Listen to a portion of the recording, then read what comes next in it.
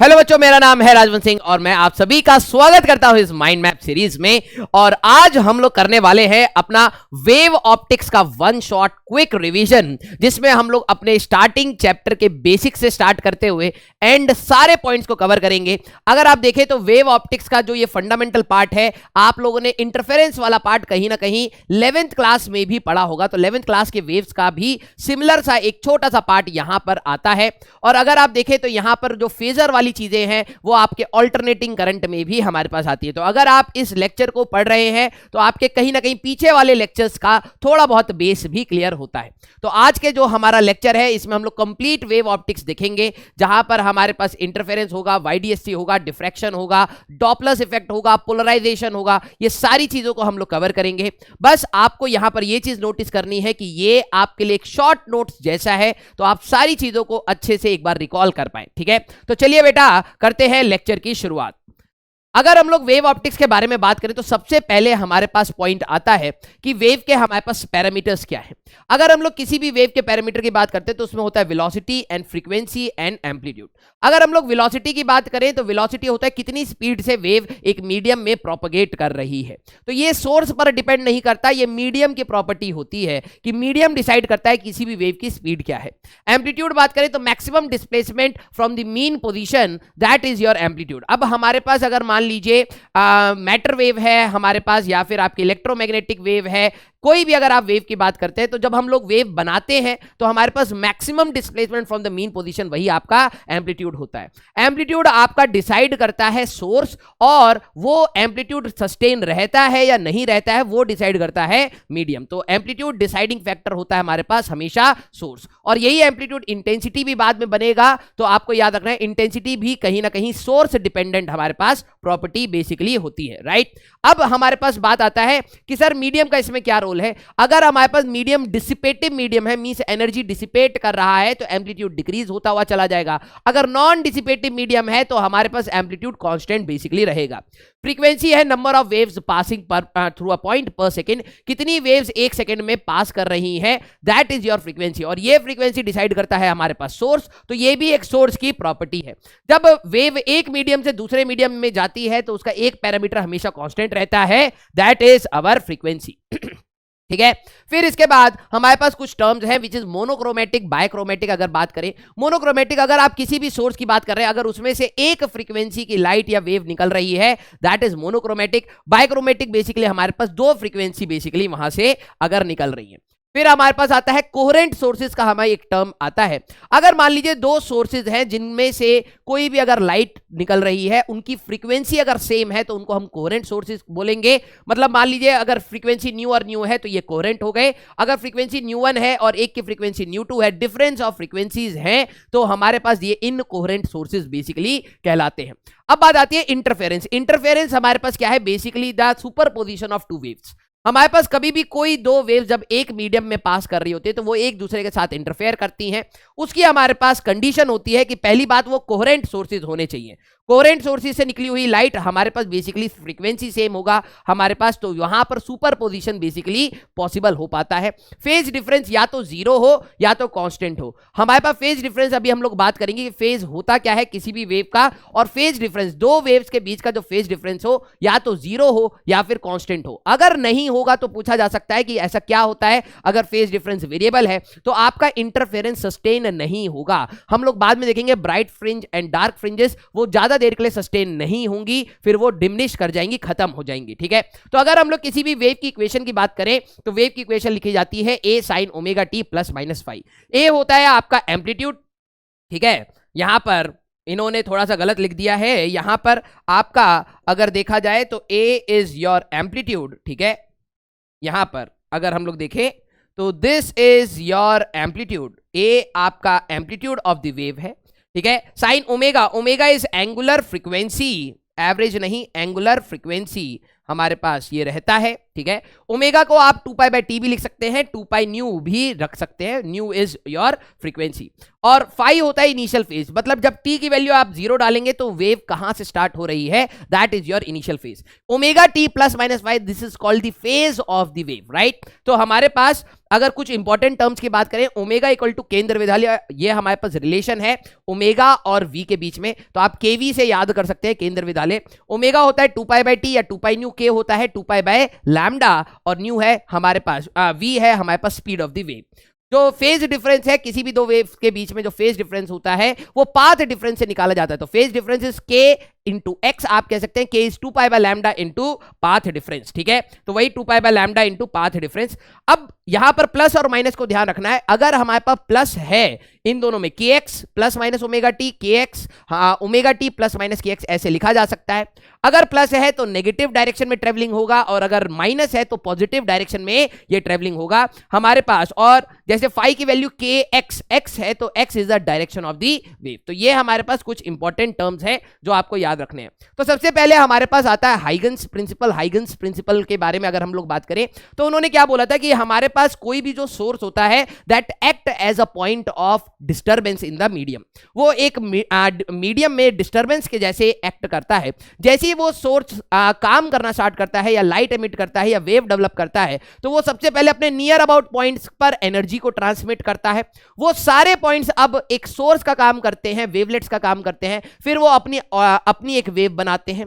अगर हम लोग एक कॉमन टेंजेंट बना दें in all of these wave fronts, तो हमें in all of these waves तो हमें मिलता है wave front. Wave front basically क्या है, is a common tangent passing through all the points oscillating in same phase. अगर मान लीजिए कि आप एक स्विमिंग पूल में है और एक लहर हमारे पास आती है, वो सारे पॉइंट जो एक समय पर मैक्सिमम पर आ रहे हैं, अगर आप उनको ज्वाइन कर देंगे तो वो हमारे पास एक वेव फ्रंट बनेगा।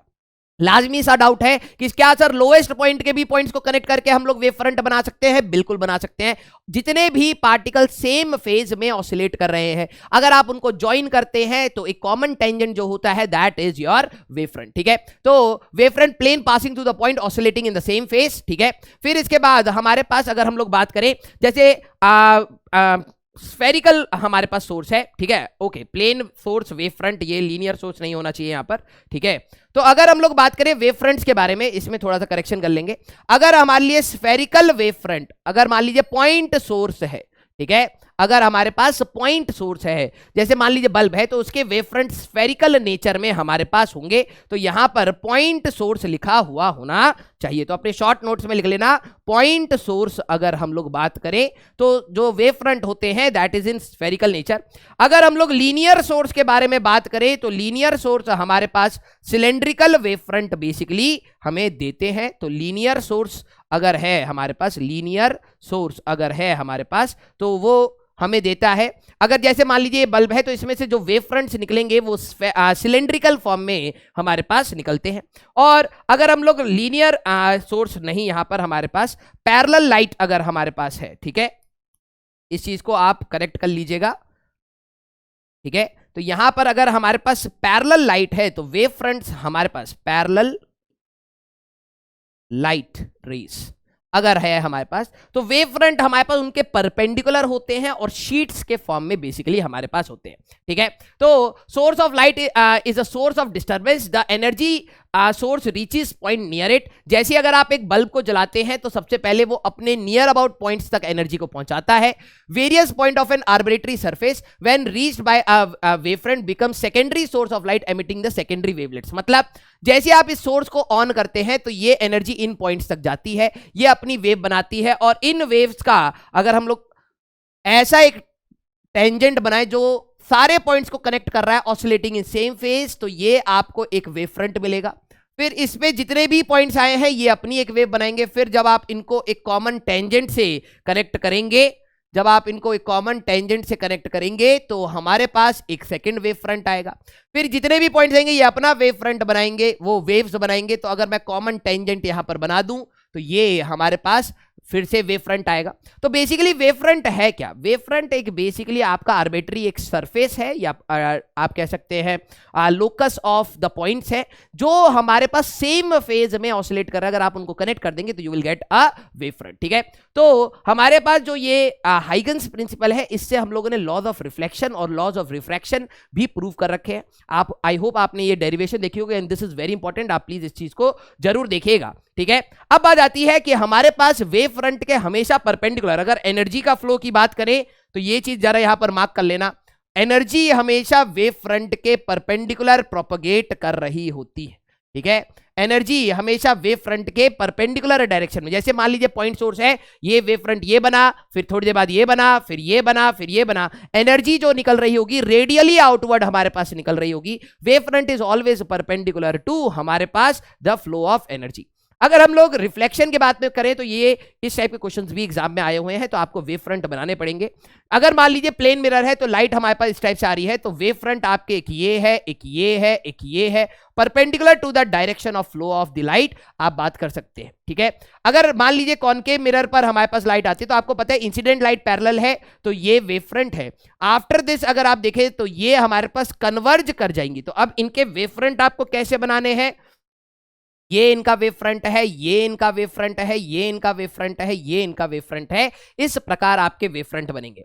कॉन्वेक्स लेंस की अगर हम लोग बात करें पैरेलल है तो ये इसका वेव फ्रंट था, ये था, ये था।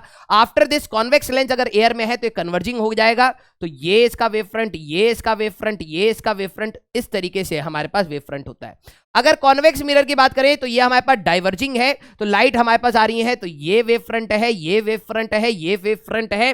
आफ्टर दिस अगर हम लोग बात करें तो ये हमारे पास अगर देखा जाए तो ये डाइवर्ज करेगा, और अगर आपको यहां पर वेव फ्रंट बनाने हैं तो ये इसका वेव फ्रंट है, ये इसका वेव फ्रंट है, ये इसका वेव फ्रंट है।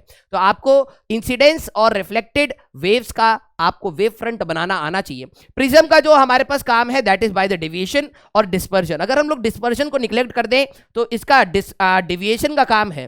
तो जो भी आपके वेव फ्रंट आ रहे हैं थोड़ी देर बाद बेंड होके लाइट इस तरीके से जाती है, तो वेव फ्रंट आपके इस प्रकार से जाएंगे। और अगर मैं कॉनकेव लेंस की बात करूं तो यहां पर जो आपके वेव फ्रंट आ रहे थे ये लाइट को डाइवर्ज कर देगा, तो आपके वेव फ्रंट इस प्रकार हमारे पास हो जाएंगे, ठीक है। Wave front is always perpendicular to energy. आप कहीं पर भी बनाएंगे, जरा ये देखना कि ये हमेशा 90 डिग्री, जो भी एनर्जी का फ्लो है उससे ये हमेशा 90 डिग्री पर आपको मिलेंगे, ठीक है। तो ये है हमारे पास हाइगन्स प्रिंसिपल का। अब बात आती है हमारे पास इंटरफेरेंस की। याद करिए अगर आपने 11th क्लास में वेव्स का पढ़ा है, इंटरफेरेंस वाला पार्ट, तो सिमिलर सारी चीजें, ठीक है। तो इंटरफेरेंस के लिए अगर हम लोग बात करें तो दो सोर्सेज होने चाहिए। पहली बात कंडीशंस आपको याद होनी चाहिए। आई होप यहां पर मैंने कंडीशन यहां पे लिखी हुई है, राइट। तो कंडीशंस हमारे पास क्या है, कोहेरेंट सोर्सेज, कि हमारे पास फ्रीक्वेंसी सेम होनी चाहिए। अगर फ्रीक्वेंसी सेम हुई तो हमारे पास ये जो इनका ओमेगा होता है वो आपको सेम मिलेगा, ठीक है।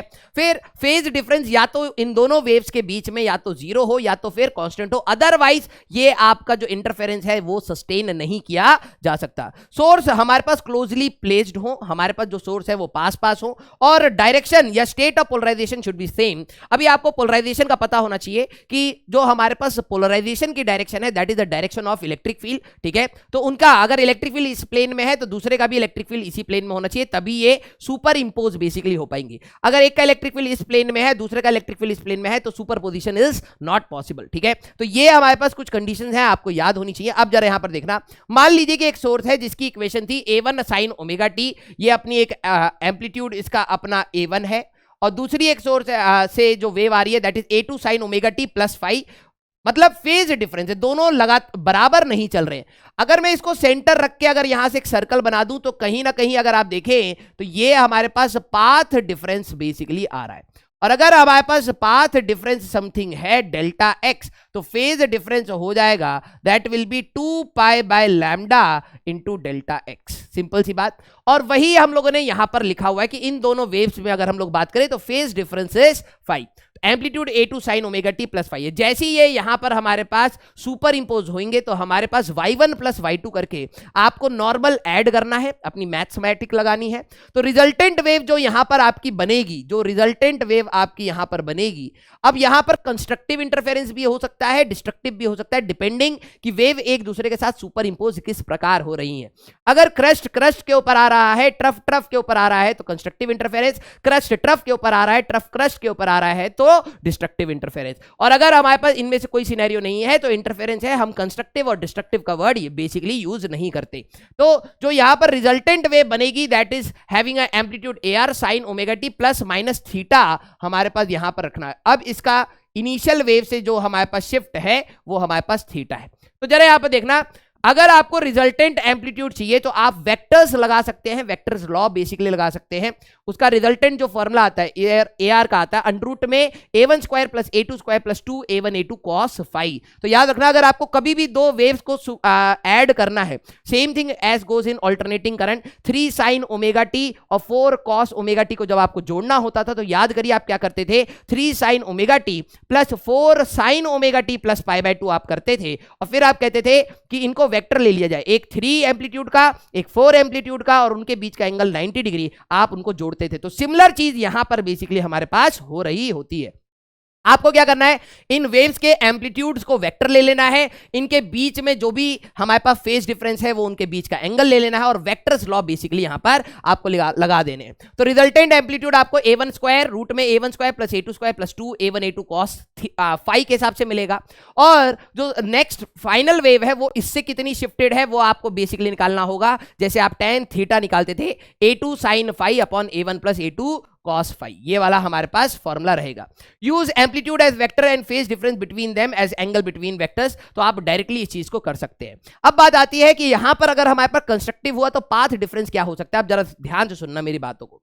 अगर मान लीजिए कि a sin ओमेगा टी का फंक्शन है और दूसरा भी a sin ओमेगा टी का फंक्शन, अगर मैं दोनों को ओवरलैप कराता तो क्रस्ट के ऊपर आता, ट्रफ के ऊपर आता, तो यहां पर आपके लिए क्या हो जाता, कंस्ट्रक्टिव इंटरफेरेंस हो जाता। मींस दोनों वेव्स में जब भी कोई शिफ्टिंग नहीं है, पाथ डिफरेंस 0 है, तो हमारे पास कंस्ट्रक्टिव इंटरफेरेंस होगा, राइट। अब बात आती है दूसरा कंस्ट्रक्टिव इंटरफेरेंस क्या होगा, कि मान लीजिए एक a sin ओमेगा टी का फंक्शन आपका इस प्रकार से था और मैंने दूसरा वेव आपका यहां पर से बनाना स्टार्ट किया सच दैट आप देखें कि इनके बीच में जो पाथ डिफरेंस है दैट इज ऑफ लैम्डा। तो आपको भी पता है दूसरी वेव यहां पर आ जाएगी, क्रस्ट के ऊपर, ट्रफ के ऊपर, फिर से कंस्ट्रक्टिव इंटरफेरेंस हो सकता है। तो अब आपको ध्यान से सोचना है कि कंस्ट्रक्टिव इंटरफेरेंस के लिए पाथ डिफरेंसेस क्या हो सकते हैं, 0 हो सकता है, लैम्डा, 2 लैम्डा, 3 लैम्डा या फिर n लैम्डा। तो यही हमारे पास कंडीशन है, कंस्ट्रक्टिव के लिए path difference 0 lambda, 2 lambda, 3 lambda up to n lambda, और हमारे पास फेज डिफरेंस होता है 2 पाई बाय लैम्डा। तो अगर आप देखें तो यहां पर आपका जो फंक्शन आएगा दैट विल बी 2n पाई, है ना, क्योंकि आप यहां पे 2 pi by lambda into path difference basically यहां पर आप करेंगे, इंटू पाथ डिफरेंस, राइट। तो ये जो आपका आपका वैल्यू आएगा 2 pi by lambda into n lambda, तो ये लैम्डा लैम्डा हट जाएगा, 2n पाई बेसिकली हमारे पास फेज डिफरेंस आएगा। n की वैल्यू आप कहां से रख रहे हैं, n की वैल्यू आप 0 1 2 3 4 5 अप टू जो भी आपको लेना है वो रख रहे हैं। जैसे अगर आप यहां पर मान लीजिए आपने n की वैल्यू 0 रखी तो ये 0 हो जाएगा, cos 0 is 1, a1 plus a2 का होल स्क्वायर बनेगा। तो रिजल्टेंट एम्पलीट्यूड आपका a1 प्लस a2 होता है कंस्ट्रक्टिव इंटरफेरेंस में। मींस जब भी वेव कंस्ट्रक्टिव इंटरफेरेंस करती है तो रिजल्टेंट एम्पलीट्यूड बढ़ जाता है, a1 प्लस a2 हो जाता है। If a1 is equal to a2 है तो ये रिजल्टेंट एम्पलीट्यूड आपका 2a हो जाएगा। डिस्ट्रक्टिव की बात करते हैं, जरा ये चीज समझिएगा। मान लीजिए कि मेरे पास एक वेव इस प्रकार है, मैंने दूसरी वेव को अगर इसी प्रकार रखा है तो क्रस्ट के ऊपर है, ट्रफ के ऊपर है, पाथ डिफरेंस 0 है और कंस्ट्रक्टिव इंटरफेरेंस बेसिकली हमारे पास हो रहा होगा। मैंने अगर दूसरी वेव को इस प्रकार से शिफ्ट कर दिया सच दैट इनके बीच का जो पाथ डिफरेंस है, इसका स्टार्टिंग पॉइंट और इसका स्टार्टिंग पॉइंट की अगर आप बात करें तो वो लैम्डा बाय 2 है, तो हमारे पास यहां पर दूसरी वेव का इस प्रकार से होता तो क्रस्ट ट्रफ के ऊपर होता, ट्रफ क्रस्ट के ऊपर होता, तो यहां पर डिस्ट्रक्टिव इंटरफेरेंस हमारे पास आ जाता। तो हम लोग यहां पर बात करेंगे डिस्ट्रक्टिव इंटरफेरेंस के लिए पाथ डिफरेंस की कंडीशन क्या है, या तो शिफ्टिंग लैम्डा बाय 2 की हो, या 3 लैम्डा बाय 2 की, 5 लैम्डा बाय 2 की, 7 लैम्डा बाय 2 की, या 2n plus minus 1 lambda by 2। अब आप प्लस भी यूज कर सकते हैं, माइनस भी यूज कर सकते हैं। मैं जनरली यूज करता हूं यहां पर हमारे लिए 2n माइनस 1 लैम्डा बाय 2। फायदा ये है क्योंकि जब हम लोग यंग डबल स्लिट एक्सपेरिमेंट की बात करेंगे तो आपका जीरोथ डार्क या सेंट्रल डार्क बेसिकली होता नहीं है, सीधे फर्स्ट डार्क से स्टार्टिंग होती है। फर्स्ट डार्क मींस जहां पर पाथ डिफरेंस आपका लैम्डा बाय 2 बेसिकली हुआ है, तो आप n की वैल्यू जैसी 1 डालेंगे तो पाथ डिफरेंस आपको लैम्डा बाय 2 मिलेगा, कंफ्यूजन यहां पर नहीं होगी। तो जैसे आप 2 pi by lambda into 2n minus 1 lambda by 2 डालेंगे, लैम्डा लैम्डा कट जाएगा, 2n माइनस 1 इंटू पाई हमारे पास आएगा। अगर हम लोग यहां पे रिजल्टेंट एम्पलीट्यूड की बात करें तो रिजल्टेंट एम्पलीट्यूड आपका a1 माइनस a2 बेसिकली आता है। If a1 is equal to a2 अगर है तो रिजल्टेंट एम्पलीट्यूड आपको बेसिकली 0 मिल जाता है। क्लियर। अब बात आती है हमारे पास इंटेंसिटी की। इंटेंसिटी ऑफ द वेव हमेशा एम्पलीट्यूड के और एम्पलीट्यूड और फ्रीक्वेंसी पर डिपेंड करती है। अगर हम लोग कोहेरेंट की बात कर रहे हैं तो फ्रीक्वेंसी से इंडिपेंडेंट हो गए दोनों वेव्स का। अब एम्पलीट्यूड पर डिपेंड करती है, तो intensity is directly proportional to amplitude square, और इसी को हम लोग लिखते हैं आई इज इक्वल टू के ए स्क्वायर। के इज अ कांस्टेंट जो हमारे पास वेरी नहीं करेगा।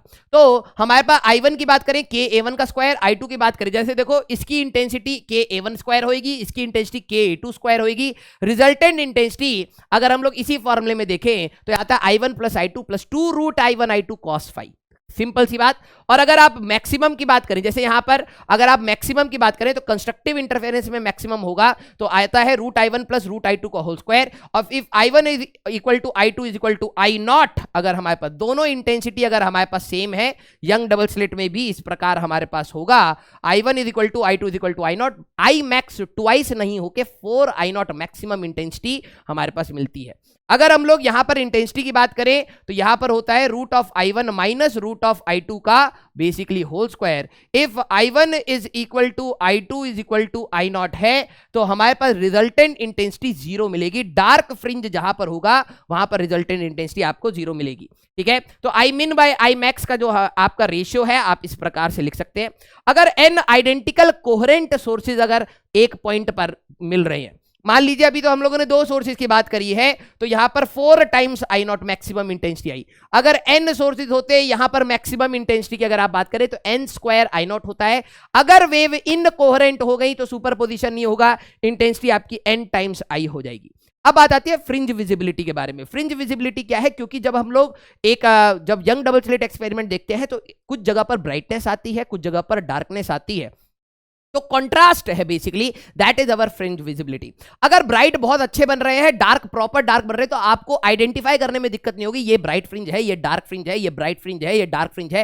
That is our fringe visibility, right. तो contrast between basically bright fringe and dark fringe is called fringe visibility. अगर मान लीजिए प्रॉपर डार्क नहीं बन रहा, मतलब दोनों का एम्पलीट्यूड A1 A2 अलग अलग है, तो रिजल्टेंट इंटेंसिटी डिस्ट्रक्टिव के केस में 0 नहीं आएगी, तो प्रॉपर डार्क आपको मिलेगा नहीं। ब्राइट भी मिलेगा और जो हाँ अंधेरा आना चाहिए था, डार्क आना चाहिए था, वहां पर आपको कुछ ना कुछ ब्राइटनेस मिलेगी, तो आपका कंट्रास्ट खराब होगा। आप एक्चुअली में आइडेंटिफाई नहीं कर पाएंगे कि ब्राइट फ्रिंज कहां थी और डार्क फ्रिंज बेसिकली कहां पे थी। तो फ्रिंज विजिबिलिटी का फॉर्मूला है I max minus I min upon I max plus I min। तो ये आता है 2 root I1 I2 upon root of I1 plus I2। Clear.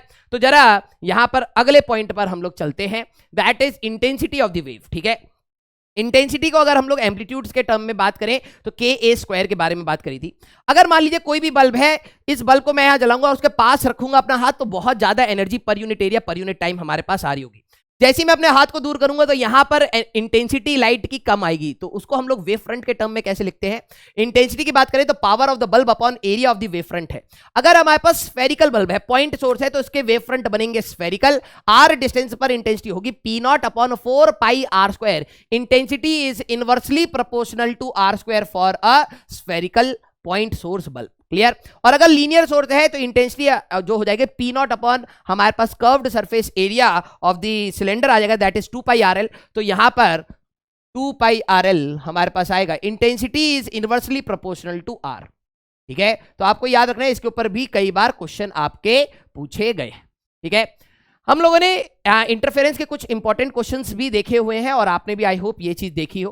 अगर दो सोर्सेज S1 S2 है, नंबर ऑफ मैक्सिमा और नंबर ऑफ मिनिमा पॉइंट्स की बात करते हैं, तो मान लीजिए जो लाइट यहां से यहां हमारे पास आएगी, इनके पाथ डिफरेंस 0 है, इनका पाथ डिफरेंस हमारे पास 0 है। तो इन दोनों पॉइंट्स के अगर हम लोग पाथ डिफरेंस की बात करें तो 0 है, तो यहां पर आपको एक ब्राइट फ्रिंज मिलेगा और यहां पर आपको एक ब्राइट फ्रिंज बेसिकली मिलेगा। जो रे इधर से आई और जो रे इधर से आई, इनके बीच में पाथ डिफरेंस इज 3 लैम्डा। तो आपको ही पता है कि यहां पर जब पाथ डिफरेंस 0 हो, लैम्डा हो, 2 लैम्डा हो, 3 लैम्डा हो, तो हमारे पास ब्राइट फ्रिंज मिलती है। तो यहां पर भी आपको ब्राइट मिलेगा, यहां पर भी आपको ब्राइट मिलेगा। This is corresponding to path difference of 3 lambda, this is corresponding to path difference of lambda equal to 0। जैसी वेव आपकी इधर और इधर जाएंगे तो कुछ ना कुछ पाथ डिफरेंस आएगा, और ये पाथ डिफरेंस 0 से बढ़ते बढ़ते जैसी पहली बार लैम्डा के बराबर होगा तो आपको एक ब्राइट और मिलेगी जहां पाथ डिफरेंस होगा लैम्डा। फिर एक बार मिलेगा ब्राइट जहां पाथ डिफरेंस होगा 2 लैम्डा। फिर यहां पर भी सिमिलर चीज होगी, एक ब्राइट मिलेगा, एक ब्राइट मिलेगा, this is lambda, this is 2 lambda. This is lambda, this is 2 lambda, this is 3 lambda, तो this is 2 lambda, this is lambda, तो 12 ब्राइट मिलेंगी एंड सिमिलरली 12 डार्क फ्रिंजेस आपको बेसिकली यहां पर मिलेंगी। तो ये टाइप का क्वेश्चन बहुत इंपॉर्टेंट है। अगर हमारे पास सोर्सेज इस प्रकार है, एक सोर्स यहां है, एक सोर्स यहां है, स्क्रीन यहां है, तो हमारे पास यहां पर अगर आप देखें तो जो वेव इधर आई और जो वेव इधर आई, इनके बीच में पाथ डिफरेंस इज 4 लैम्डा, तो सेंटर पर आपको ब्राइट बेसिकली मिलेगा। जो हमारे पास इंफिनिटी की बात करोगे, इस पैरेलल की अगर आप बात करोगे, तो यहां पाथ डिफरेंस 0 है, तो बेसिकली इस डायरेक्शन में आपको एक ब्राइट मिलेगा, इस डायरेक्शन में आपको ब्राइट मिलेगा, लेकिन हमारी स्क्रीन इसके परपेंडिकुलर है। तो जैसे ही आप 4 लैम्डा की बात कर रहे हो, फिर इससे जैसे अगर आप ऊपर गए होते तो 3 लैम्डा, जैसे इनका पाथ डिफरेंस 3 लैम्डा हुआ तो फिर से ब्राइट, फिर हमारे पास पाथ डिफरेंस जैसी 2 लैम्डा फिर से ब्राइट, जैसी पाथ डिफरेंस लैम्डा हुआ फिर से ब्राइट, और फिर जो हमारे पास पाथ डिफरेंस 0 होगा तो फिर से ब्राइट। वो लेकिन आपको स्क्रीन पर नहीं मिल रही होंगी। तो आपसे पूछा जा सकता है कितनी ब्राइट फ्रिंजेस मिलेंगी, कितनी डार्क फ्रिंजेस मिलेंगी। तो याद रखना कि हमारे पास यहाँ पे सर्कुलर फॉर्म में फ्रिंजेस बेसिकली मिलती हैं, तो ऊपर वाला और नीचे वाला एक ही फ्रिंज का पार्ट है, तो इसको अलग अलग गिनने की जरूरत नहीं है।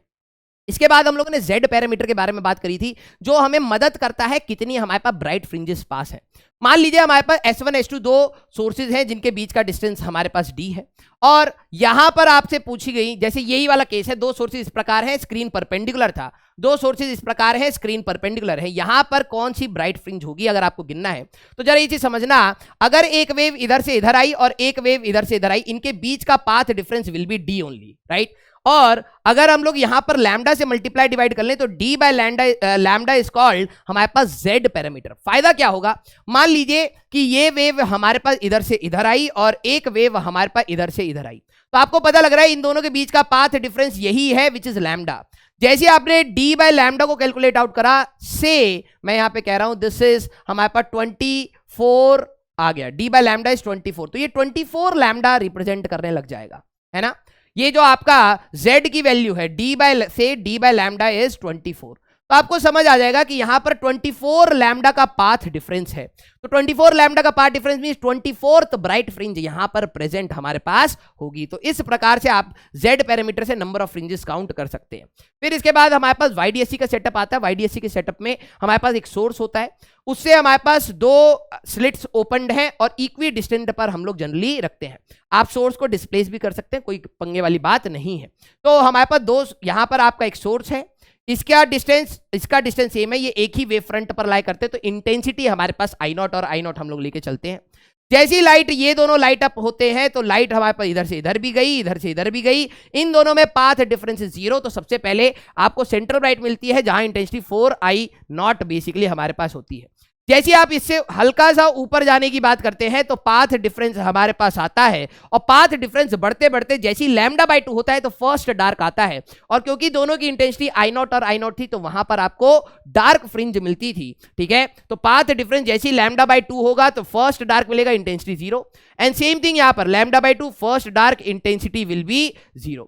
फिर इसके बाद अगर आप जाएंगे तो फर्स्ट ब्राइट मिलेगा, इंटेंसिटी 4, जैसी पाथ डिफरेंस लैम्डा का होगा तो आपको फर्स्ट ब्राइट मिलेगा। इस प्रकार से आपको फ्रिंजेस बेसिकली मिलनी स्टार्ट होती है, ठीक है।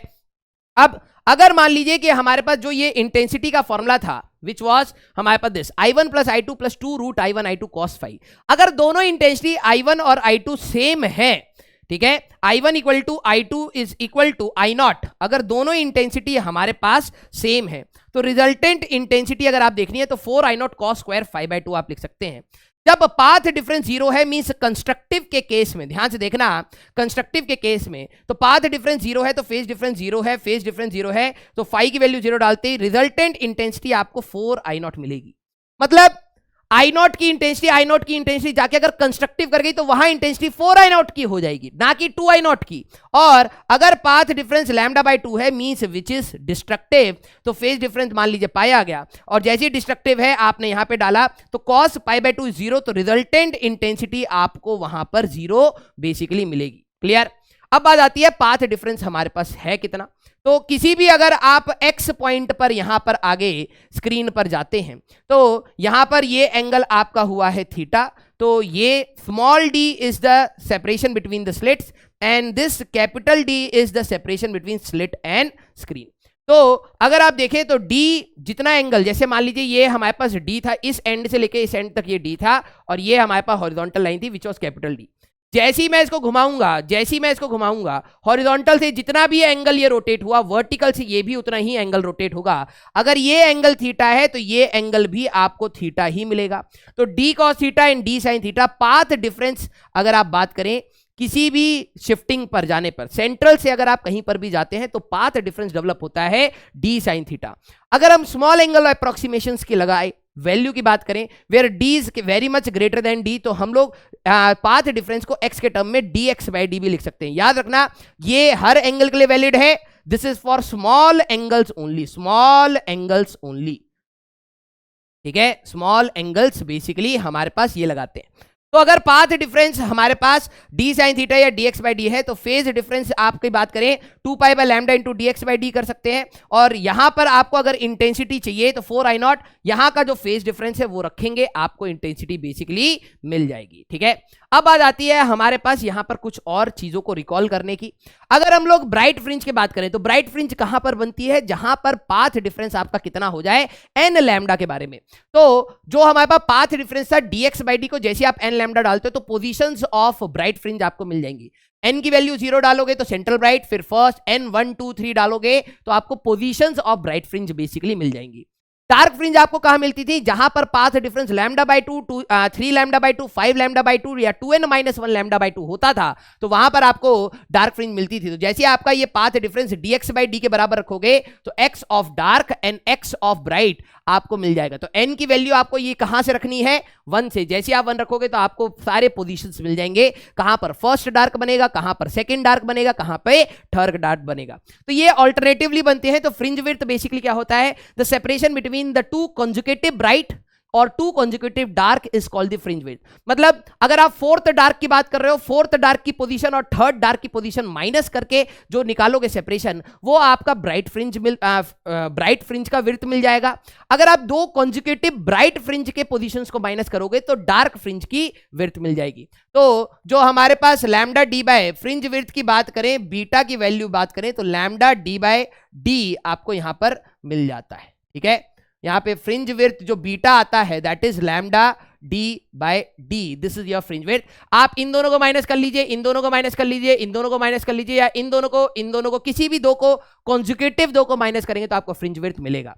क्योंकि ये वेवलेंथ पर डिपेंडेंट है। अगर हम लोग मान लीजिए YDSC को एक लिक्विड में डिप कर देते हैं तो वेवलेंथ 1 बाय म्यू टाइम्स हो जाता है। तो इन लिक्विड की अगर हम लोग बात करें तो बीटा न्यू 1 बाय म्यू हो जाएगा, तो इनिशियल बाय म्यू, और फ्रैक्शनल चेंज और परसेंटेज चेंज के बारे में भी आप यहां पर कैलकुलेट आउट कर सकते हैं, ठीक है। अब हमारे पास पार्ट डिफरेंस ये dx बाई डी हम लोगों ने यहाँ पे बात किया था। किसी भी x पर जाने के लिए बहुत इंपॉर्टेंट चीज है, किसी भी x पर जाने पे ये जो आपका यहाँ पे दोनों वेव्स का बीच का पाथ डिफरेंस आया that is dx by D. अब हम लोग फ्रिंज विजिबिलिटी की बात कर ही रहे थे, तो Imax minus Imin upon Imax plus Imin हमारे पास था 2√I1 I2 upon I1 plus I2। याद रखना फ्रिंज विजिबिलिटी की जो वैल्यू होती है वो 0 से 1 के बीच में होती है। 1 इज द मैक्सिमम वैल्यू। अगर आपका मिनिमम इंटेंसिटी जहां डार्क बन रहा है वो 0 है, ठीक है, मिनिमम इंटेंसिटी 0 है, तो ये हट जाएगा, तो fringe visibility will be 1, means बहुत अच्छा कॉन्ट्रास्ट बनेगा, एक ब्राइट दिखेगा, एक प्रॉपर डार्क दिखेगा। और अगर मान लो कि हमारे पास Imax इक्वल टू Imin है, मिनिमम इंटेंसिटी और मैक्सिमम इंटेंसिटी बराबर है, तो आपको fringe visibility will be 0। That means आप डिस्टिंग्विश नहीं कर पाएंगे कि कहां ब्राइट है और कहां पर डार्क है। तो ये हमारे पास कंसेप्ट था फ्रिंज विजिबिलिटी का, राइट। अब हम लोगों ने मॉडिफिकेशंस के बारे में बात करी थी। हो सकता है कि आप वहां पर लाइट को टिल्ट कर दे। अगर YDSC में अगर आपकी टिल्टेड लाइट है बाय एन एंगल हमारे पास थीटा, मान लीजिए यही है, आपने जो लाइट को भेजा है that is shifted by an angle theta, तो लॉजिकली समझना कि जैसे आप लाइट को टिल्ट करते हैं तो उसके इनिशियली लाइट हमारे पास जा रही है, सबसे पहले ये वाला पॉइंट इल्यूमिनेट होएगा। तो इस वाले पॉइंट और इस वाले पॉइंट में अगर बात करें तो पहले से ही हमारे पास एक पाथ डिफरेंस होगा। मैं यहां पर लिख देता हूं, आपके नोट्स में ये मिल जाएगा आपको। This is D sine theta. क्या होगा? D sine theta. अगर हम लोग सेंट्रल ब्राइट की बात करें तो सेंट्रल ब्राइट एक ऐसा ब्राइट होता था जहां पर पाथ डिफरेंस 0 होता था। लॉजिकली देखें, अब ये वाला रास्ता और ये वाला रास्ता बराबर नहीं है, पहले से ही पाथ डिफरेंस है that is D sine theta. तो इस पॉइंट पर अगर आप देखें तो path difference is D sine theta. Phase difference आप निकाल सकते हैं 2 pi by lambda into 2 pi by pi नहीं है, ठीक है, 2 pi by lambda into D sine theta करके आप यहां पर फेज डिफरेंस निकाल सकते हैं। ठीक है, ध्यान से समझिए, रेज पहले ऐसे जा रही थी तो दोनों एक साथ इल्यूमिनेट हुए तो यहां पाथ डिफरेंस 0 मिल रहा था, यहां सेंट्रल ब्राइट आ रही थी। लेकिन अगर मैं लाइट को किसी एंगल थीटा पर शिफ्ट कर दूंगा तो इनिशियल जो आपका पाथ डिफरेंस है डी साइन थीटा, अब ये रेज जो जाएंगी तो इनमें पहले से जो पाथ डिफरेंस है वही मिलेगा। यहां पर पाथ डिफरेंस है तो phase difference 2 pi by lambda into path difference D sine theta. आप यहां पे इंटेंसिटी निकाल सकते हैं। कई बार क्वेश्चन आया है लाइट को टिल्ट करने के बाद जहां पर पहले सेंट्रल ब्राइट था वहां पर इंटेंसिटी क्या है, तो आप उसको कैलकुलेट आउट यहां पर कर सकते हैं। अब बात करते हैं सेंट्रल ब्राइट हमारे पास शिफ्ट कहां होगी। सेंट्रल ब्राइट एक्चुअली में उस पॉइंट पर जाएगी जहां पर आपका पाथ डिफरेंस कितना हो जाता है, 0 हो जाता है। तो अगर ऑब्वियस सी बात है, अगर मैं यहां से x लेंथ ऊपर जाऊंगा तो यहां पर एक एडिशनल पाथ डिफरेंस आएगा which is dx by D, यही तो आता था, याद करो। अगर हम लोग किसी भी x पर जाते हैं तो path difference dx by D हमारे पास आएगा। लॉजिकली सोचिए, जब dx बाई डी इस d साइन थीटा के बराबर हो जाए तो पाथ डिफरेंस क्या हो जाएगा, 0। तो dx by D d sine theta के बराबर हो जाए तो यहां पर आपकी हमारे पास सेंट्रल ब्राइट शिफ्ट कर जाएगी। तो shifting of central bright d sine theta की हमारे पास होती है। नेक्स्ट हमारे पास, अगर आप एक माइका शीट यहां पर लगा दे, ट्रांसपेरेंट शीट लगा दे, इवन एडवांस तक में इसके क्वेश्चन पूछे गए हैं। तो सबसे पहली बात, अगर मान लीजिए एक लाइट किसी L लेंथ के, अगर एक लाइट किसी L लेंथ पर किसी मीडियम में जाती है जिसका रिफ्रैक्टिव इंडेक्स इज म्यू, तो लाइट यहां पर धीरे हो जाएगी, दूसरी वाली लाइट आगे हो जाएगी। तो हमारे लिए, ठीक है, हमारे लिए यहां पर जो दूसरी वाली लाइट है जो इससे आगे होगी, इन दोनों के बीच में एक पाथ डिफरेंस डेवलप हो जाता है। ठीक है, ये वाली लाइट, जैसे मानिए लाइट गई ऐसे, तो ये धीरे हो जाएगी, ये वाली लाइट आपकी तेज हो जाएगी। तो इनके बीच का जो ये पाथ डिफरेंस है, पाथ डिफरेंस अगर आप देखें, ठीक है, हमारे पास that will be mu minus 1 into t. ठीक है, that will be mu minus 1 हमारे पास इंटू टी। दिस इज हमारे पास ऑप्टिकल पाथ। बहुत गलतियां कर रखी हैं भाई साहब ने। ठीक है, optical path length is mu L. ठीक है, हमारे पास यहां पर ऑप्टिकल पाथ लेंथ, ठीक है। अगर आप एक माइका शीट, लॉजिकली समझना, जैसे मान लीजिए दो बंदे दौड़ रहे हैं, एक बंदे को दौड़ते दौड़ते पानी में से पास करना है, एक हवा में ही नॉर्मल जमीन पर दौड़ रहा है, तो पानी वाला बंदा पीछे हो जाएगा। जब तक वो पानी से क्रॉस करेगा दूसरा वाला बंदा कुछ आगे निकल जाएगा। वो वाला लेंथ कितना होता है, mu minus 1 into T. T या थिकनेस आप बात कर सकते हैं। तो जैसे अगर मान लीजिए यहाँ पे दो सोर्सेज थे, आई नॉट आपने स्लैब में से पास करा, तो यहां से भी एक वेव हमारे पास गई, यहां से भी एक वेव गई, तो ऑब्वियस सी बात है ये थोड़ी सी पीछे हो गई होगी और पाथ डिफरेंस कितना हो जाएगा, T into mu minus 1, thickness T, refractive index mu. तो इस वाले पॉइंट पर अगर आप बात करें, लॉजिकली समझना, अगर आप इस वाले पॉइंट की बात कर रहे हैं जहां पर पहले आपका सेंट्रल ब्राइट था, तो यहां पर अगर कोई भी रे जाएंगी तो अब इनमें पाथ डिफरेंस 0 नहीं होगा, इसका path difference T into mu minus 1 आपको मिलेगा। तो फेज डिफरेंस मिलेगा, फेज डिफरेंस आए तो आप इंटेंसिटी यहां पर कैलकुलेट आउट कर सकते हैं। अब बात आती है सेंट्रल ब्राइट कहां शिफ्ट होगी, जहां पर पाथ डिफरेंस 0 है। तो ये वाली लाइट की अगर आप बात करें, ठीक है, ये वाली अगर आप लाइट की बात करें तो ये वाली लाइट पहले से पीछे हो गई है। तो हम लोग अगर किसी x डिस्टेंस पर चले जाएं तो यहां पर जो पाथ डिफरेंस बनता था that is dx by D. अगर यही पाथ डिफरेंस इसके अंदर के पाथ डिफरेंस से मैच कर गया तो सेंट्रल ब्राइट आपको वहां मिल जाएगी। तो पाथ डिफरेंस 0 सेंट्रल ब्राइट कब मिलेगी, जब dx by D is equal to t into mu minus 1 आपका यहां से कंसेप्ट आ जाएगा। तो phase difference, position of shifting, आप सारी चीजें कर सकते हैं। अगर हमारे पास दो स्लैब्स हैं तो आप यहां पर अगर आपने दो स्लैब्स लगा दिए सर, तो दोनों का पाथ डिफरेंस आपको जोड़ना है। अगर आप लिक्विड में डिप कर रहे हैं तो वेवलेंथ 1 बाय म्यू हो जाएगा और रिफ्रैक्टिव इंडेक्स आपका म्यू ऑफ मीडियम से डिवाइड, वो होता था रिलेटिव रिफ्रैक्टिव इंडेक्स ले लेते थे।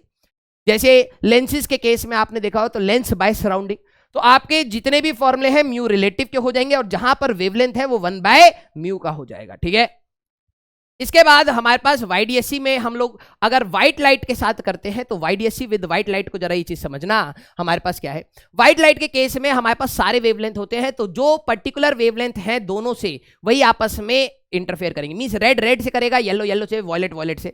तो सेंट्रल पॉइंट पर सारी फ्रिंजेस सारी लाइट पहुंचती है तो व्हाइट स्पॉट मिलता है।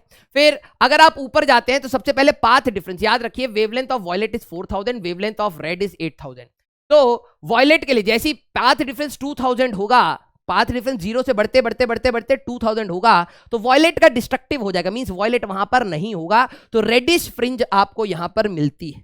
और पाथ डिफरेंस जैसे ही 2000 से बढ़ते बढ़ते 4000 होता है तो रेड का डिस्ट्रक्टिव हमारे पास हो जाएगा। तो रेड का डिस्ट्रक्टिव हुआ तो वॉयलेट का कंस्ट्रक्टिव यहां पर हो रहा है। पाथ डिफरेंस जब 4000 होगा तो वॉयलेट कंस्ट्रक्टिव, तो वॉयलेट या ब्लूइश फ्रिंज आपको मिलती है, मींस आपको कलर स्कैटर मिल जाएंगे बेसिकली।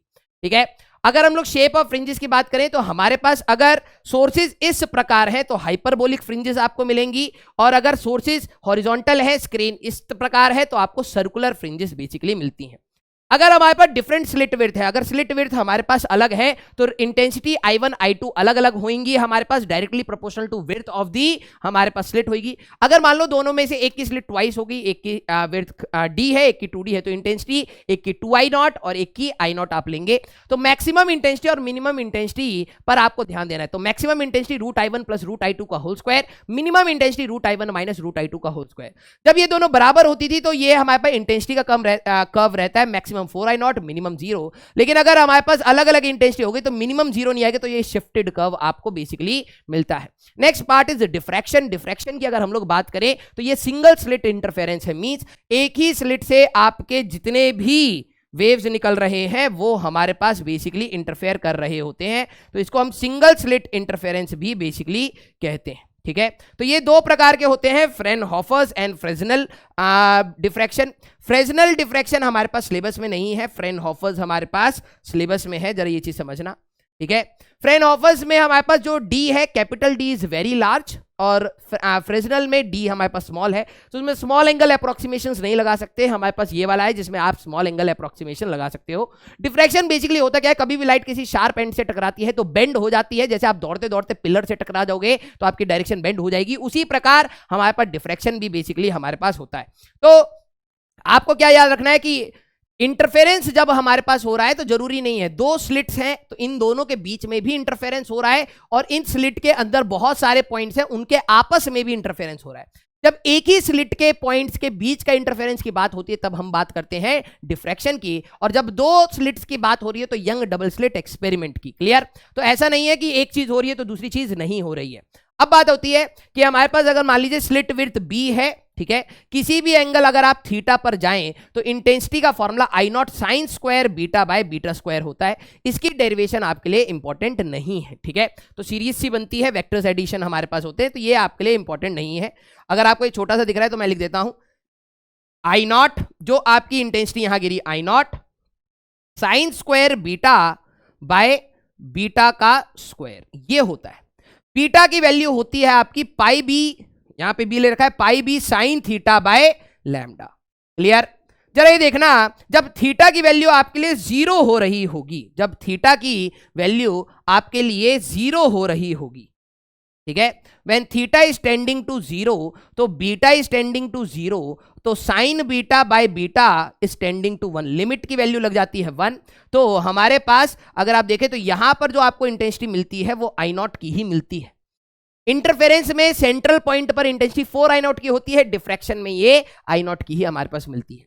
नेक्स्ट, हमें डार्क फ्रिंजेस कहां कहां पर मिलते हैं? डार्क फ्रिंजेस वहां मिलेंगे जहां पर मिनिमम पॉइंट्स वहां मिलेंगे जहां पे बीटा n पाई हो जाए। क्यों? क्योंकि साइन n पाई हमारे पास 0 है, n की value will not be equal to 0। In this case n की value should not be equal to 0, मतलब बीटा की वैल्यू पाई हो जाए, 2 पाई हो जाए, 3 पाई हो जाए, 4 पाई हो जाए। तो अगर आप देखें तो पाई, 2 पाई, 3 पाई, 4 पाई, सब पे साइन स्क्वायर बीटा 0 होगा, इंटेंसिटी आपको 0 मिलेगी। तो बीटा की value pi b sine theta is equal to n pi, हाँ, pi b sine theta by lambda is equal to n pi, pi pi cut जाएगा, b sine theta equal to n lambda. इस प्रकार से आपको angles मिलेंगे। तो जब first minima की बात करोगे, स्मॉल एंगल अप्रोक्सीमेशन, तो theta equal to lambda n lambda by B, मैं यहां लिख देता हूं sine theta is equal to n lambda by B हमारे पास होगा। तो n की वैल्यू 1 डालोगे तो फर्स्ट डिफ्रैक्शन, n की वैल्यू 2 डालोगे तो सेकंड डिफ्रैक्शन, हमारे पास सेकंड मिनिमम पॉइंट आपको मिल जाएंगे। मैक्सिमम पॉइंट मिलते हैं जब आप इसको डिफरेंशिएट करके इक्वल टू 0 डालते हैं, तो tan beta equal to beta की कंडीशन पर हमारे पास मैक्सिमम पॉइंट बेसिकली आपको मिल रहे होते हैं। ठीक है, इसके बाद हमारे पास इसका एक ग्राफ है, सबसे पहले इसको देख लेते हैं। तो हमारे लिए जो डिफ्रैक्शन की अगर मैं यहां पर स्पेस अगर आप बनाना चाहें, अपने नोट से आप चीज बना लीजिएगा कि अगर आप डिफ्रैक्शन की बात करें तो यहां पर आपको एक सेंट्रल ब्राइट मिलता है which is of I0 intensity.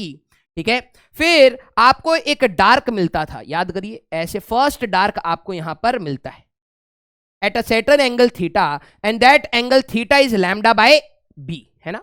Theta की बात करें तो theta is lambda by B आपका होता था। तो ये जो सेंट्रल डिस्क है इसको हम कहते हैं एरी डिस्क। तो इसका एंगुलर विड्थ अगर आपको निकालना है तो थीटा ऊपर भी है, थीटा इधर भी है, और मान लीजिए ये हमारे पास डी लेंथ इस प्रकार था, ठीक है। तो एंगुलर विड्थ आपका हो जाएगा 2 लैम्डा बाय बी, क्योंकि सेंट्रल से ऊपर एक फर्स्ट डार्क आया, सेंट्रल से नीचे एक फर्स्ट डार्क आया, तो टोटल एंगुलर विड्थ कितना होगा 2 लैम्डा बाय बी। और अगर आपको डायामीटर या रेडियस चाहिए तो डी थीटा लगा दीजिए, तो डी थीटा करती आपको ये रेडियस मिल जाएगा, तो इसको डी से मल्टीप्लाई करने पर आपको मिल जाएगा। इंटेंसिटी की बात करें तो जरा यहां पर ध्यान से देखना, इंटेंसिटी हमारे पास inversely proportional to beta square है। जैसे जैसे आप दूर जा रहे होते हैं एंगल हमारे पास बढ़ रहा होता है, तो डिनोमिनेटर की वजह से हमारे पास इंटेंसिटी का ड्रॉप बेसिकली आता है। न्यूमरेटर की वैल्यू हमेशा 0 और 1 के बीच में, डिनोमिनेटर हमारे पास बढ़ता हुआ चला जाता है। तो इसकी वजह से अगर आप बात यहां पर करें तो इंटेंसिटी डिफ्रैक्शन के केस में ड्रॉप हमारे पास होती है। याद रखना, इंटरफेरेंस के केस में 4I0 और 0 रहती है, यहां पर इंटेंसिटी आपकी ड्रॉप रहती है। सेंट्रल पॉइंट पर इंटेंसिटी आपकी मैक्सिमम मिलती है I0 बेसिकली, ठीक है। तो ये था हमारे पास। अब बात आती है रेजोल्यूशन की और डॉपलर इफेक्ट की। पहले डॉपलर इफेक्ट के बारे में बात कर लेते हैं। हमारे लिए जरा ध्यान से समझना, अगर मान लीजिए सोर्स रुका हुआ है तो इसमें से एक पर्टिकुलर वेवलेंथ निकल रही थी, तो आपको एक पर्टिकुलर फ्रीक्वेंसी होगी, तो आप एक पर्टिकुलर फ्रीक्वेंसी को ऑब्जर्व कर पा रहे होंगे। लेकिन अगर मान लीजिए कि एक सोर्स ने अपनी वेवलेंथ निकाली और उसके बाद ये मूव करने लग गया, तो कंप्रेशन ऑफ द वेवलेंथ भी हो सकता है। मान लीजिए कि एक वेव निकली, तो इस पॉइंट को मैंने अब फिक्स कर लिया, ठीक है, लेकिन साइमल्टेनियसली सोर्स क्या कर रहा था, पास मूव कर रहा था, तो जो ये आपकी वेव बनी थी, पहले जो वेव बनी थी वो कंप्रेस भी हो सकती है। और अगर सोर्स आपका दूर जा रहा है तो ये वेवलेंथ आपकी बड़ी भी हो सकती है। तो कहीं ना कहीं सोर्स मूव करने की वजह से वेवलेंथ पर इंपैक्ट आता है। तो डॉपलर्स ने क्या बोला कि अगर मान लीजिए, देखो वेवलेंथ ऑफ रेड हमारे पास ज्यादा होता है, वॉयलेट का हमारे पास कम होता है। जब हमारे पास कोई भी सोर्स जैसे गैलेक्सी है, वो अगर हमारे तरफ आ रही होगी, तो जब वो तरफ आ रही होगी, पास आ रही होगी, तो हमारे पास वेवलेंथ कम हो जाएगा। वेवलेंथ कम होते तो ब्लू शिफ्ट को हम लोग यहां पर कहते हैं, जब सोर्स पास आ रहा होता है। जब सोर्स दूर जा रहा है तो हमारे पास वेवलेंथ बढ़ जाता है, वेवलेंथ बढ़ते ही वो हायर वेवलेंथ साइड जाता है, जिसको हम लोग रेड शिफ्ट कहते हैं। तो Doppler effect is change in wavelength delta lambda by lambda is v by c। v is the speed of the source and c the speed of the light. आपको ये इसके ऊपर जेईई मेंस के ऊपर question आए। इसका एक और फॉर्म है रिलेटिव फॉर्म, लेकिन वो हमारे पास काम का नहीं है। अब बात आती है रिजॉल्विंग पावर। इसके ऊपर भी क्वेश्चंस आपको अपने जेईई मेंस में मिलेंगे। Resolving power and resolving limit. Logically समझिए कि हम लोगों की आंखों की देखने की कैपेसिटी इनफाइनाइट डिस्टेंस तक है। आप स्टार्स तक चीजों को देख सकते हैं, लेकिन वहां से जो लाइट आ रही है आप ये नहीं बता सकते कि वहां पर एक ही स्टार है या मल्टीपल स्टार है। तो अपने लिए प्रॉब्लम है रिजोल्यूशन की। हम लोग बहुत दूर वाली चीजों को जब देखते हैं तो हमें एक पॉइंट सोर्स टाइप से दिखता है, हमें उनके बीच में ये नहीं पता चलता कि वहां पे 2 लाइट है, 3 लाइट है या 4 लाइट है। आपने कभी कभार रोड पर भी चलते हुए इस प्रकार से देखा होगा कि दूर से आती हुई गाड़ी की लाइट आपको एक पॉइंट सोर्स दिखती है, जैसे जैसे वो पास आती है, वो पास आते आते उसका डिस्टेंस हमारे पास जैसे कम होता है तो हमारा एंगल उसको देखने वाला, जैसे बहुत दूर है तो एंगल बिल्कुल पतला है, जैसी पास आ रही है तो ये एंगल बढ़ता हुआ जाता है। तो हम लोग एक मिनिमम एंगल के बाद ही बेसिकली रिजॉल्व कर पाते हैं। रिजॉल्व कर पाते मीन सेपरेटली दो चीजों को अलग अलग देख पाते हैं। अब बात वही है कि ये हमें पढ़ने की जरूरत क्या है, जरा ध्यान से समझिएगा। अगर मैं एक टेलीस्कोप के बारे में बात कर रहा हूं, मैं किसी चीज को, दूर की चीजों को देखना चाहता हूं, तो मेरा पर्पस यह है कि मैं उनको अलग अलग करके दूर दूर करके देख पाऊं, राइट। तो हमारे लिए एक टेलीस्कोप या फिर एक माइक्रोस्कोप का ये काम है कि हमें किसी भी इमेज को दिखाना है तो हमें दूर दूर करके दिखाइए, सो दैट हम लोग उनको अलग अलग इंटरप्रेट कर पाए। अगर आप देखें तो हम लोग माइक्रो ऑर्गेनिजम्स को जब माइक्रोस्कोप से देखते हैं तो वहां पर भी यही होता है कि वो उनको इतना दूर कर देता है कि हमारे आंखों पर एंगल बड़ा बनता है, तो हम लोग उनको रिजॉल्व्ड फॉर्म में देख पाते हैं। तो अगर आप देखें तो रिजॉल्विंग लिमिट क्या होती है, मिनिमम सेपरेशन, किसी भी दो पॉइंट्स के बीच का मिनिमम सेपरेशन या मिनिमम एंगल जिससे हम लोग उनको अलग अलग से देख पाते हैं, that is called the resolving limit. और inverse of resolving limit is called the resolving power, ठीक है। तो जरा हम लोगों ने ये वाले 2 पॉइंट कर लिए। फिर अब बात करते हैं कि हमारे पास, जैसे मान लीजिए आप दूर की चीज को देख रहे हो, ऐसी देख रहे हो, तो दिस इज अनरिजॉल्व्ड। मतलब आपने एक इंस्ट्रूमेंट से, टेलीस्कोप से किसी चीज को देखा, जैसे मान लो आपके पास बाइनोकुलर है, बाइनोकुलर से आप गैलेक्सीज को नहीं देख सकते ना, क्यों? क्योंकि गैलेक्सी से इमेज आने वाली हमारे पास, अगर इसकी आप डिफ्रैक्शन पैटर्न की बात करें तो मान लीजिए एक का डिफ्रैक्शन पैटर्न आपका ऐसा है, और दूसरे का अगर आप डिफ्रैक्शन पैटर्न की बात करें, ठीक है, दूसरे का भी डिफ्रैक्शन पैटर्न आपका इसी प्रकार है। तो ये जब दोनों के सेंट्रल मैक्सिमा मैच कर रहे हैं तो आप इनको अनरिजॉल्व्ड कहते हैं। जस्ट रिजॉल्व की बात करें तो हमारे पास जस्ट रिजॉल्व की कंडीशन आपको पता होनी चाहिए कि एक का अगर मान लीजिए सेंट्रल मैक्सिमा ऐसा है, ठीक है, तो दूसरे का सेंट्रल मैक्सिमा एक के मिनिमा पॉइंट पर आ जाए, ठीक है, एक के फर्स्ट मिनिमा पॉइंट पर आ जाए तो आपको अलग अलग से दिखाई देना स्टार्ट हो जाएगा। This is a condition of just resolution. और टोटल रेजोल्यूशन की बात करें तो एक का रेजोल्यूशन आपका, एक का डिफ्रैक्शन पैटर्न ऐसा है और दूसरे का डिफ्रैक्शन पैटर्न आपका ऐसा है, तो आपको अलग अलग से दोनों चीजें दिखाई देगी। तो जस्ट रिजोल्यूशन की कंडीशन आपको पता होनी चाहिए कि इसका जो मैक्सिमा है फर्स्ट मिनिमा पर अगर लाई कर जाए तो जस्ट रिजॉल्व की कंडीशन आपको अलग अलग से जस्ट दिखाई देना स्टार्ट हो जाता है। तो रेलाई का क्राइटेरिया है कि किसी भी दो पॉइंट ऑब्जेक्ट्स के बीच में जो एंगल हमारे पास आंखों पे सबटेंड होना चाहिए to see them separately is 1.22 lambda by D. D है जो भी आपका डायमीटर है जिसके थ्रू आप उसको देख रहे हैं, वो भले टेलीस्कोप का आप एपर्चर बोले या माइक्रोस्कोप का आप एपर्चर बोले, ठीक है। तो रेलाई का क्राइटेरिया है। तो इन्होंने टेलीस्कोप के लिए कहा कि जो डी थीटा, टेलीस्कोप में जैसे दो स्टार्स अगर हम देख रहे हैं तो उनके बीच का एंगल होना चाहिए 1.22 लैम्डा बाय बी। बी क्या है, ध्यान रखना, diameter of objective lens of the telescope. तो रिजॉल्विंग पावर इसका इन्वर्स कर दिया।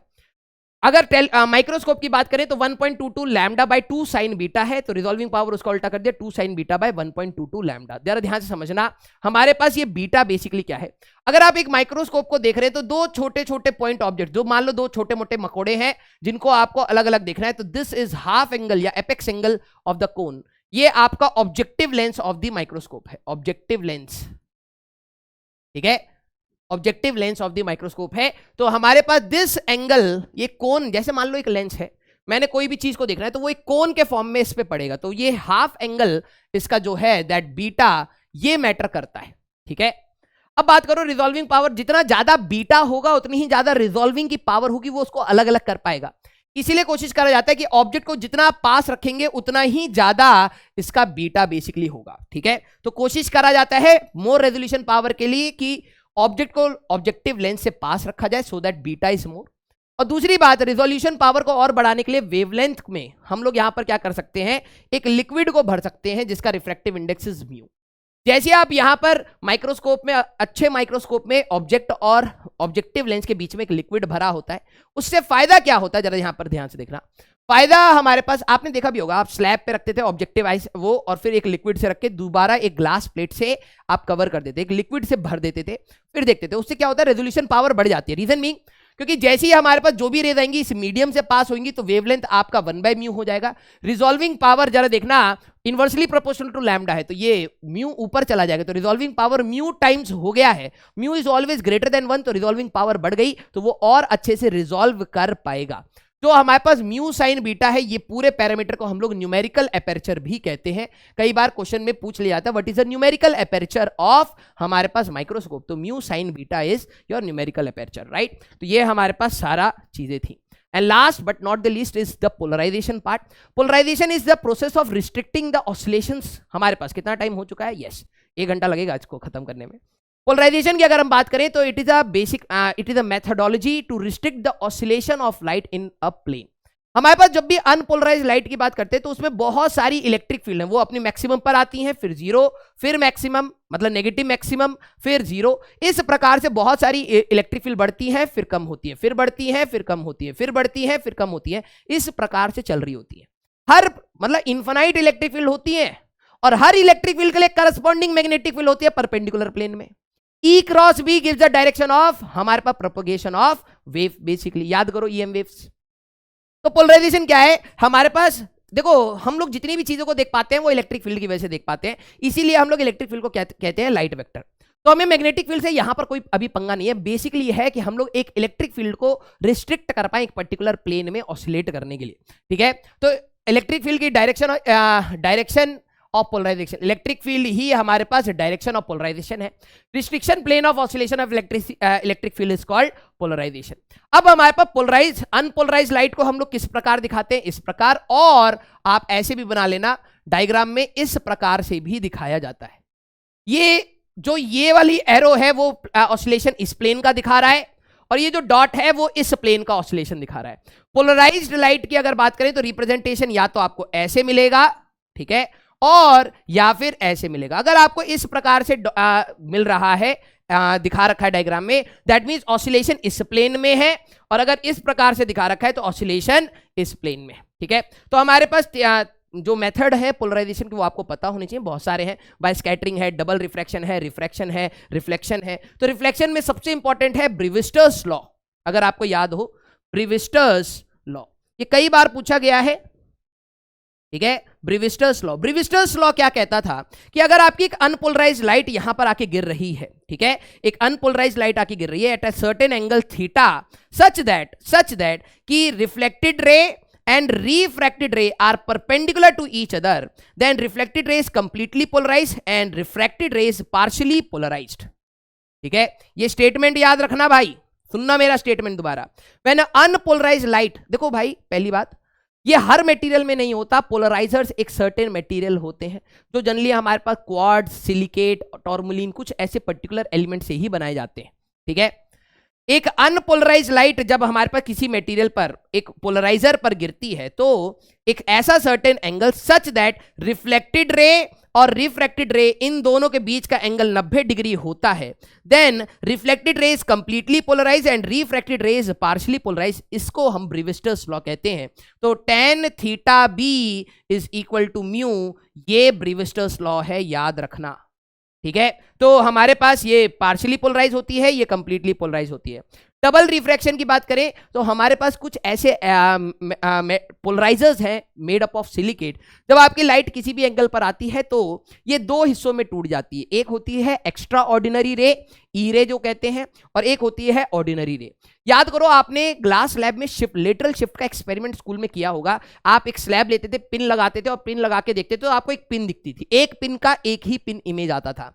आप उस पिन को रेप्लिकेट करते हुए पिन लगाते थे, फिर आपको लेटरल शिफ्ट पता लगता था। अगर मैं उस नॉर्मल ग्लास स्लैब को हटा के सिलिकेट ग्लास स्लैब से रख दूं तो एक पिन लगाने के बाद आपको दो इमेजेस मिलेंगी, एक पिन लगाने के बाद दो इमेजेस मिलेंगी। एक डायरेक्टली बिल्कुल सीधाई में आ रही होगी, दैट इज एक्स्ट्रा ऑर्डिनरी रे। एक्स्ट्रा ऑर्डिनरी क्यों बोला? क्योंकि कोई भी लॉज को फॉलो नहीं करती, सीधे लाइट आ जाती है। और हमारे पास एक रिफ्रैक्शन लॉ फॉलो करके आ रही होती है, that is called the ordinary रे, जिसको अभी तक हम लोग पढ़ते हुए आ रहे हैं। अब आप कैसे पता लगाएंगे कि कौन एक्स्ट्रा ऑर्डिनरी है, कौन ऑर्डिनरी है? एक आपने पिन रखी, ग्लास स्लैब रखा, ग्लास स्लैब को रोटेट करने की कोशिश करिए। जैसे ही आप ग्लास स्लैब को रोटेट करेंगे एक इमेज बिल्कुल नहीं हिलेगी क्योंकि वो डायरेक्टली आ रही थी। तो हमारे पास जो डायरेक्टली आ रही थी that is from the extra ordinary रे, और ग्लास स्लैब को रोटेट करते ही आपकी जो इमेज मूव करेगी that will B from ordinary रे। तो ये हमारे पास डबल रिफ्रैक्शन में क्या है कि दो रिफ्रैक्शन हमारे पास, एक डायरेक्टली पास हो रही है, दिस इज एक्स्ट्रा ऑर्डिनरी, इसका प्लेन ऑफ ऑसिलेशन इसी में है, इनका परपेंडिकुलर होता है, और एक का डॉट आप याद रखना, ठीक है। निकोल बाइप्रिज्म, हमारे पास निकोल बाइप्रिज्म में यही वाली रे डबल रिफ्रैक्शन करवा रहे होते हैं, बस बीच वाला मटेरियल होता है कनाडा बेल्सम। कनाडा बेल्सम के केस में वो उसका रिफ्रैक्टिव इंडेक्स हमारे पास क्या होता है, कम होता है as compare to Nicol prism glass, right. तो ऑर्डिनरी रे TIR कर जाती है, ये इसको कोई मतलब नहीं है, सीधे पार हो जाती है, तो हम लोग इनको सेपरेट आउट कर पाते हैं। अदरवाइज इन दोनों का, इसका लेटरल शिफ्ट हो गया, दोनों का डायरेक्शन सेम है तो हम लोगों ने सेपरेट आउट नहीं करा, राइट। तो यहां पर ये TIR करके सेपरेट आउट हो जाती है। ऑर्डिनरी रे सारे लॉज ऑफ रिफ्लेक्शन रिफ्रैक्शन को फॉलो करती है, एक्स्ट्रा ऑर्डिनरी रे को कोई लेना देना नहीं है। तो निकोल बाइप्रिज्म को यूज करके आप अपना क्या कर सकते हैं, पोलराइजेशन कर सकते हैं। तो जनरली हम लोग पोलराइजेशन को इस प्रकार से दिखाते हैं, ये अपना पोलराइजर होता है और इस पोलराइजेशन में एक डॉटेड लाइन होती है which is called the axis of transmission.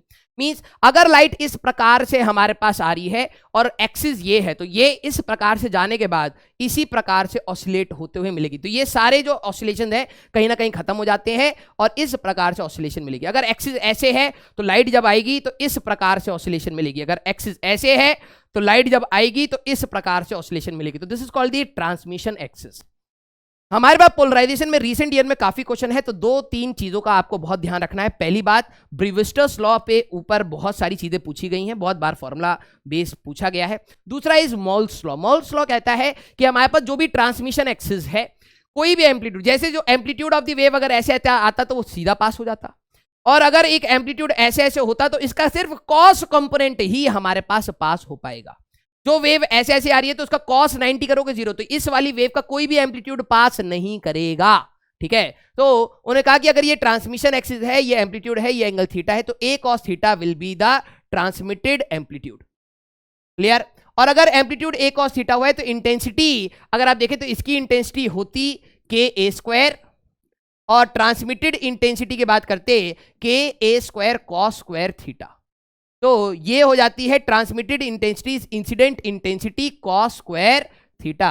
याद रखना, अगर हमारे लिए थीटा की वैल्यू 0 है, मींस जो वेव आ रही थी और एक्सिस भी ये है और वेव भी ऐसे है, तो इनके बीच का एंगल 0 है, cos 0 इज 1, तो ट्रांसमिटेड इंटेंसिटी सारी की सारी होगी आई नॉट, इंटेंसिटी आई नॉट चली गई, ठीक है।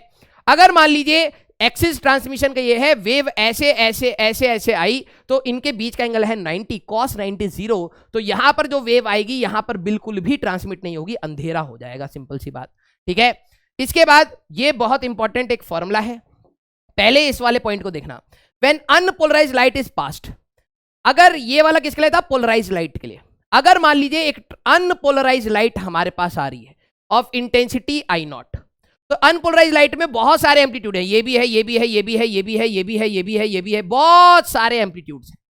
तो ट्रांसमिशन एक्सिस से जो एम्पलीट्यूड सीधे पड़ रहा है वो तो डायरेक्टली पास हो रहा है, जो डिफरेंट एंगल्स पे आ रहा है उसका ए कॉस थीटा, ए कॉस थीटा, ए कॉस थीटा, सबका कॉस कंपोनेंट जाएगा। अगर आप एवरेजिंग करेंगे, जरा ध्यान से समझना, अगर इसकी इंसिडेंट इंटेंसिटी आई नॉट थी तो जो ट्रांसमिटेड इंटेंसिटी होगी that is I not cos square theta होगी, और आप इसका एवरेज करेंगे क्योंकि बहुत सारी है और आपको भी पता है average of cos square theta is half. तो जब आपके लिए बहुत बार पूछा हुआ है, प्लीज ध्यान रखना कि अगर अनपोलराइज्ड लाइट एक पोलराइजर से पास करती है तो इंटेंसिटी सबसे पहले हाफ होती है आई नॉट बाई 2, ये प्लेन पोलराइज्ड लाइट बनेगी, this is your plane polarized light. इसका जो भी ट्रांसमिशन एक्सिस होगा उसी एक्सिस पर ये हमारे पास ऑसिलेशन होगा आई नॉट बाई 2। तो अनपोलराइज्ड लाइट सबसे पहले आई नॉट बाई 2 होती है, उसके बाद हमारे पास फॉर्मूले आपको लगाने। अनपोलराइज्ड लाइट सबसे, अब ये वाला 3 पोलराइजर का एक क्वेश्चन है जो 3 या 4 बार रिपीट हो चुका है, क्लास में भी आपको करवाया गया होगा, ठीक है। तो अनपोलराइज्ड लाइट जैसे ही सबसे पहले पास होती है तो इसके ट्रांसमिशन एक्सिस के बाद ये हो जाता है आई नॉट बाई 2। मान लीजिए इस एक्सिस से ये कोई एंगल थीटा पर एक और पोलराइजर लगाया था, मान लीजिए ये हमारे पास इस टाइप से था, ठीक है। ये अनपोलराइज्ड लाइट आई हमारे पास और इसके पास होने के बाद आई नॉट बाई 2 ऐसे हो गई। अब अगला पोलराइजर थीटा एंगल पर था तो ये कॉस स्क्वायर थीटा से पास होगी, और उसका एक और 90 माइनस थीटा है, ये थीटा है, ये 90 माइनस थीटा है, तो रिजल्टेंट एम्पलीट्यूड इंटेंसिटी होता है I not by 8 sine square 2 theta, ठीक है, I not by 8 sine square 2 theta, इसको जरूर देख लेना, ठीक है। तो आई होप आपको यहां तक अपना पूरा वेव ऑप्टिक्स आपको समझ आ गया होगा, ठीक है। तो ये बहुत सारा बड़ा चैप्टर है, बहुत सारी छोटी छोटी चीजें हैं, सारी चीजें मैंने आपको बताई हैं, क्विक रिवीजन में आपको ये सारी चीजें याद रखनी है, ठीक है। तो फिर हम लोग मिलेंगे नेक्स्ट लेक्चर में, till then tata bye bye, take care, पढ़ते रहिए, मचाते रहिए।